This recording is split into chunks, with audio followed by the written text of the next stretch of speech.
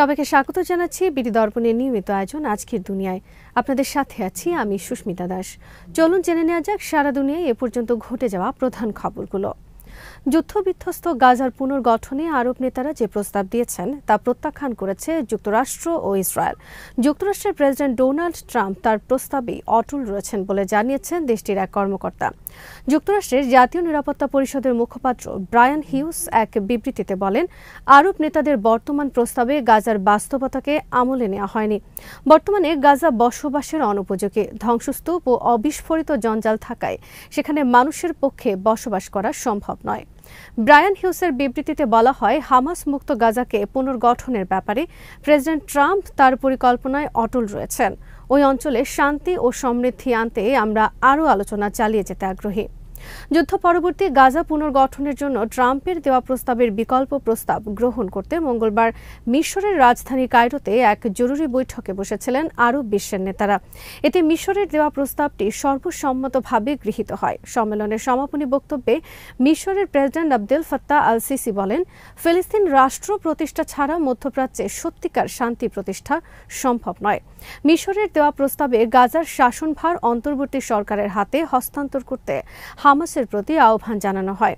ফিলিস্তিন সরকার পুনর্গঠিত হওয়ার আগ পর্যন্ত শাসনভার ওই অন্তর্বর্তী সরকারের হাতে থাকবে। প্রস্তাবে আরও বলা হয়, পুনর্গঠনের জন্য গাজার প্রায় ২০ লাখ বাসিন্দাকে নিজেদের বসত ভিটা ছাড়ার দরকার নেই। ট্রাম্পের প্রস্তাবে গাজাবাসীকে জর্ডান ও মিশরে সরিয়ে দিতে বলা হয়েছিল। ইসরায়েল সমর্থিত যুক্তরাষ্ট্রের সেই প্রস্তাবে আরও বলা হয়েছিল, গাজাকে পুনর্গঠিত করে মধ্যপ্রাচ্যের নয়নাভিরাম পর্যটন কেন্দ্রে পরিণত করা হবে। উপত্যকাটির নিয়ন্ত্রণ থাকবে ওয়াশিংটনের হাতে, কিন্তু গাজার সাধারণ মানুষ ও প্রতিরোধ সংগঠনগুলোর সবাই এক বাক্যে ট্রাম্পের সেই প্রস্তাব প্রত্যাখ্যান করেছে। হামাসের উদ্দেশ্যে লাস্ট ওয়ার্নিং বা শেষ সতর্কতা জারি করেছেন যুক্তরাষ্ট্রের প্রেসিডেন্ট ডোনাল্ড ট্রাম্প। এই সতর্কবার্তায় তিনি হামাস নেতাদের গাজায় আটক থাকা সকল ইসরায়েলি বন্দীকে মুক্তি দিতে এবং গাজা ছেড়ে চলে যেতে বলেছেন। মার্কিন প্রেসিডেন্টের পক্ষ থেকে এই হুমকিটি এমন এক সময় এলো যখন প্রথমবারের মতো মার্কিন ইসরায়েলি বন্দীদের মুক্তি এবং গাজা যুদ্ধের অবসানের জন্য হামাসের সাথে সরাসরি আলোচনার কথা স্বীকার করেছে white house. Donald Trump Gaza ভূখণ্ডে আটকে থাকা সকল ইসরায়েলি বন্দীকে মুক্তি দেওয়ার দাবির অংশ হিসেবে হামাস এবং গাজার জনগণের উদ্দেশ্যে হুমকির বার্তা দেন। বুধবার সোশ্যাল মিডিয়ায় দেওয়া এক পোস্টে ট্রাম্প হুঁশিয়ারি উচ্চারণ করে বলেছেন, বন্দীদের মুক্তি না দিলে চড়া মূল্য দিতে হবে। পোস্টে ট্রাম্প লিখেছেন, এটি আপনাদের জন্য শেষ সতর্কতা। হামাসের নেতৃত্বের জন্য এখন সময় এসেছে গাজা ত্যাগ করার। আপনাদের জন্য এখনও এই সুযোগটি রয়েছে। তিনি আরও লিখেছেন, গাজার জনগণের কাছে আমার বার্তা, আপনাদের জন্য একটি সুন্দর ভবিষ্যৎ অপেক্ষা করছে, কিন্তু আপনারা যদি জিম্মিদের আটকে রাখেন তাহলে তেমনটি হবে না। যদি আপনারা তেমন কিছু করেন তাহলে আপনি মৃত। স্মার্ট সিদ্ধান্ত নিন। আল জাজিরা বলছে, হামাসের সঙ্গে আলোচনায় বসার বিষয়টি হোয়াইট হাউস নিশ্চিত করার কয়েক ঘন্টা পর প্রেসিডেন্ট ট্রাম্পের পক্ষ থেকে এই মন্তব্য করা হলো। ট্রাম্প প্রশাসনের দূত অ্যাডাম বোহেলার কাতারের রাজধানী দোহায় হামাসের কর্মকর্তাদের সঙ্গে বৈঠক করছেন। এই আলোচনার লক্ষ্য হল হামাসের কাছে আটক থাকা মার্কিন বন্দীকে মুক্ত করা। এছাড়া সঙ্গে দীর্ঘ যুদ্ধবিরতি নিয়েও আলোচনা হচ্ছে বলেও জানিয়েছে মার্কিন সংবাদ মাধ্যম এক্সিওস। যেটির লক্ষ্য হল সব বন্দীকে মুক্ত করা এবং গাজায় যুদ্ধ বন্ধ করা। তবে নাম প্রকাশ না করার শর্তে একটি সূত্র এক্সিওসকে জানিয়েছে, আলোচনা চললেও হামাস ও যুক্তরাষ্ট্রের মধ্যে কোনো ধরনের চুক্তি এখনো হয়নি। হামাসের সঙ্গে যুক্তরাষ্ট্রের সরাসরি এই আলোচনা অভূতপূর্ব ঘটনা, কারণ দেশটি এর আগে কখনো তাদের সঙ্গে সরাসরি আলোচনায় বসেনি। 1997 সালে হামাসকে সন্ত্রাসী গোষ্ঠী আখ্যা দিয়েছিল মার্কিন সরকার। দ্বিতীয় মেয়াদে যুক্তরাষ্ট্রের প্রেসিডেন্টের দায়িত্ব নেয়ার পর কংগ্রেসে প্রথম ভাষণে ডোনাল্ড ট্রাম্প বলেছেন, আমেরিকা ফিরে এসেছে। ক্ষমতায় বসার 6 সপ্তাহের মধ্যে যুক্তরাষ্ট্রের পররাষ্ট্রনীতিতে পরিবর্তন, বাণিজ্য যুদ্ধ আবার শুরু এবং সরকারি হাজার হাজার কর্মীকে চাকরিচ্যুত করার পর দেওয়া এ ভাষণের সময় উজ্জীবিত হতে দেখা যায় মার্কিন প্রেসিডেন্টকে। আধুনিক যুক্তরাষ্ট্রের ইতিহাসে এদিন কংগ্রেসের সবচেয়ে বেশি সময় ধরে প্রেসিডেন্টের বক্তব্য দেন ট্রাম্প। যুক্তরাষ্ট্রের পররাষ্ট্রনীতিতে বড় ধরনের পরিবর্তন এনে ইউক্রেনের সামরিক সহায়তা স্থগিতের পরদিন কংগ্রেসে দেওয়া তার এই ভাষণ গুরুত্ব দিয়ে দেখেছেন বিশ্ব নেতারা। তবে ট্রাম্প তার দীর্ঘ বক্তব্যে মাত্র কয়েক মিনিট পর রাষ্ট্রনীতি নিয়ে কথা বলেছেন। ইউক্রেনের সঙ্গে খনিজ চুক্তি সই এগিয়ে নেওয়ার বিষয়ে ইঙ্গিত দিয়েছেন তিনি। হোয়াইট হাউসে ইউক্রেনের প্রেসিডেন্ট ভলোদিমির জেলেনস্কির সঙ্গে বৈঠকে বাক বিতণ্ডার পর এই চুক্তি সই পিছিয়ে যায়। যুক্তরাষ্ট্রের প্রেসিডেন্ট বলেন, একই সঙ্গে রাশিয়ার সঙ্গে আমাদের গুরুত্বপূর্ণ আলোচনা হয়েছে এবং তারা শান্তির জন্য প্রস্তুত এমন জোরালো ইঙ্গিত পেয়েছে। এটি চমৎকার হবে। যুদ্ধ শুরুর জন্য ট্রাম্প দৃশ্যত ইউক্রেনকে দায়ী করেছেন। মধ্যপ্রাচ্যে শান্তি প্রতিষ্ঠা এবং আব্রাহাম চুক্তির পরিধি আরও বাড়ানোর বিষয়ে আবারও নিজের অঙ্গীকারের কথা পুনর্ব্যক্ত করেছেন প্রেসিডেন্ট ট্রাম্প। যদিও এ বিষয়ে তিনি বিস্তারিত কিছু বলেননি। তার প্রথম মেয়াদে ইসরায়েলের সঙ্গে কয়েকটি আরব দেশের আনুষ্ঠানিক কূটনৈতিক সম্পর্ক স্থাপনে আব্রাহাম চুক্তি সই হয়েছিল। ট্রাম্পের বক্তব্যে তার নির্বাচনী প্রচারের কিছু উল্লেখযোগ্য বিষয় উঠে আসে।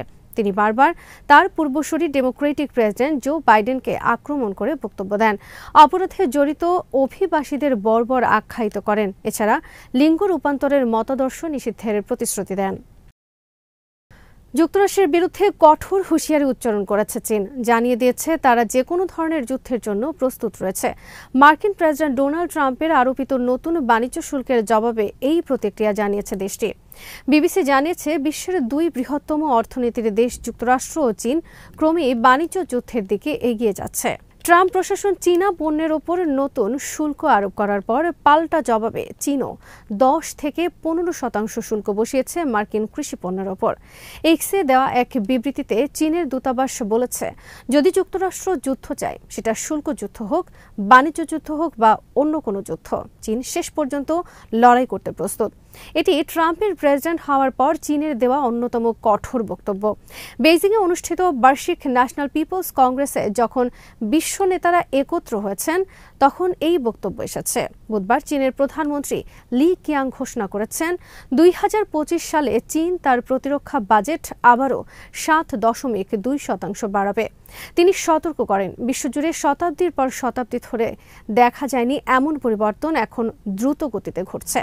বিবিসির মতে, বেইজিংয়ের নেতারা চীনের জনগণকে আশ্বস্ত করতে চাইছেন যে বাণিজ্য যুদ্ধের হুমকি থাকলেও দেশটি অর্থনৈতিক প্রবৃদ্ধির দিকে এগিয়ে যাচ্ছে। চীন নিজেকে একটি স্থিতিশীল ও শান্তিপূর্ণ দেশ হিসেবে তুলে ধরতে চায়, যেখানে তারা যুক্তরাষ্ট্রকে মধ্যপ্রাচ্য ও ইউক্রেনের যুদ্ধের সঙ্গে যুক্ত এমন একটি দেশ হিসেবে উপস্থাপন করছে। চীনের পররাষ্ট্র মন্ত্রণালয় যুক্তরাষ্ট্রকে দোষারোপ করে বলেছে, তারা চীনের উপর অন্যায্যভাবে চাপ সৃষ্টি করছে এবং মিথ্যা অভিযোগ তুলছে, বিশেষ করে ফেন্টানিল মাদকের বিষয়। পররাষ্ট্র মন্ত্রণালয়ের এক মুখপাত্র বলেছেন, ভীতি প্রদর্শন আমাদের ভয় দেখাতে পারবে না। আমাদের উপর অত্যাচার বা চাপ প্রয়োগ করেও কিছু অর্জন করা যাবে না। চীনের সঙ্গে আলোচনার সঠিক পথ হল পারস্পরিক সম্মান ও সমতার ভিত্তিতে সমঝোতা করা। ইউক্রেনের গোয়েন্দা সহায়তা সাময়িকভাবে স্থগিত করার ঘোষণা দিয়েছে যুক্তরাষ্ট্র। সিআইএ পরিচালক জন র্যাটক্লিফ ফক্স বিজনেসকে দেয়া এক সাক্ষাৎকারে এই তথ্য দেন। গত শুক্রবার হোয়াইট হাউসে মার্কিন প্রেসিডেন্ট ডোনাল্ড ট্রাম্প ও ইউক্রেনের প্রেসিডেন্ট ভলোদিমির জেলেনস্কির মধ্যে উত্তপ্ত বৈঠকের পর এই সিদ্ধান্ত নেওয়া হয় বলে জানা গেছে। সাক্ষাৎকারে জন র্যাটক্লিফ বলেন, প্রেসিডেন্ট জেলেনস্কি শান্তি প্রক্রিয়ার প্রতি কতটা প্রতিশ্রুতিবদ্ধ তা নিয়ে ট্রাম্পের মনে একটি প্রশ্ন তৈরি হয়েছে এবং সে কারণেই তিনি সহায়তা আপাতত স্থগিত রাখার সিদ্ধান্ত নিয়েছেন। র্যাটক্লিফ বলেন, এই বিরতির ফলে আমরা জেলেনস্কির প্রতিক্রিয়া দেখার সুযোগ পেয়েছি। আশা করি সামরিক ও গোয়েন্দা ক্ষেত্রে এই স্থগিতাদেশ শিগগির উঠে যাবে। র্যাটক্লিফ আরও বলেন, আমরা ইউক্রেনের সঙ্গে কাঁধে কাঁধ মিলিয়ে কাজ করব, আগ্রাসনের বিরুদ্ধে প্রতিরোধ গড়ে তুলব এবং শান্তি আলোচনার পরিবেশ তৈরি করব। একজন শীর্ষ মার্কিন সামরিক কর্মকর্তা জানিয়েছেন, যুক্তরাষ্ট্র ইউক্রেনের সঙ্গে গোয়েন্দা তথ্য আদান প্রদান কমিয়ে দিয়েছে। এর মধ্যে নজরদারি ও গোয়েন্দা অভিযানের সংখ্যা কমেছে, যা ইউক্রেনের আকাশ প্রতিরক্ষা ও সামরিক অভিযানে নেতিবাচক প্রভাব ফেলতে পারে। ট্রাম্পের অভিষেকের আগে মার্কিন কর্মকর্তারা ইউক্রেনের সঙ্গে গোয়েন্দা তথ্য বিনিময়ের গুরুত্ব তুলে ধরেছিলেন, যা যুদ্ধক্ষেত্রে গুরুত্বপূর্ণ সাফল্য এনে দিয়েছিল বলে জানা গেছে। এর আগে গত সোমবার কিয়েভের সব ধরনের সামরিক সহায়তা স্থগিতের ঘোষণা দেয় ট্রাম্প প্রশাসন। ট্রাম্প অভিযোগ করেন, ইউক্রেনের প্রেসিডেন্ট শান্তি চান না। নিজের সামাজিক যোগাযোগ মাধ্যম প্ল্যাটফর্ম ট্রুথ সোশ্যালে শেয়ার করা এক পোস্টে ট্রাম্প লিখেন, কিয়েভ যতদিন সৎ উদ্দেশ্য নিয়ে শান্তি আলোচনা করতে সম্মত হবে না, ততদিন মার্কিন সহায়তা বন্ধ থাকবে।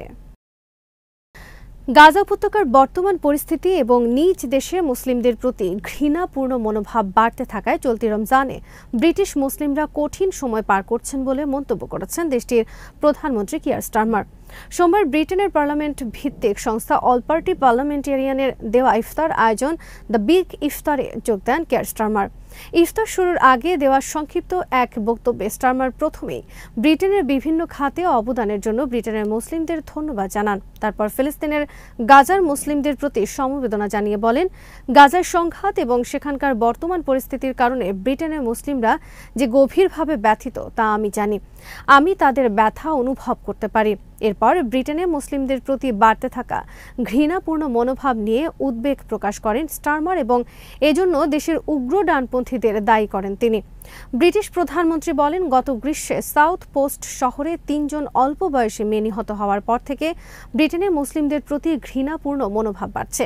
বিদ্বেষপূর্ণ কথাবার্তা এবং ভুয়া তথ্য ছড়ানোর মাধ্যমে এই মনোভাবকে প্রতিদিন উস্কে দিচ্ছে উগ্র ডানপন্থীরা। বর্তমানে ঘৃণার যে পরিস্থিতি তাতে আমি খুবই উদ্বিগ্ন। তিনি আরও বলেন, সাম্প্রতিক এক জরিপে জানা গেছে ব্রিটেনের ইতিহাসে মুসলিমদের লক্ষ্য করে সবচেয়ে বেশি সংখ্যক ঘৃণাপূর্ণ হামলা হয়েছে ২০২৪ সালে। এটি আমাদের জন্য একটি ধাক্কা। আজ এখানেই শেষ করছি। সবাই ভালো থাকুন, সুস্থ থাকুন আর দেখতে থাকুন বিডি দর্পণ। চ্যানেলটি ভালো লাগলে সাবস্ক্রাইব করুন, সংযুক্ত থাকুন আমাদের ফেসবুক পেজে।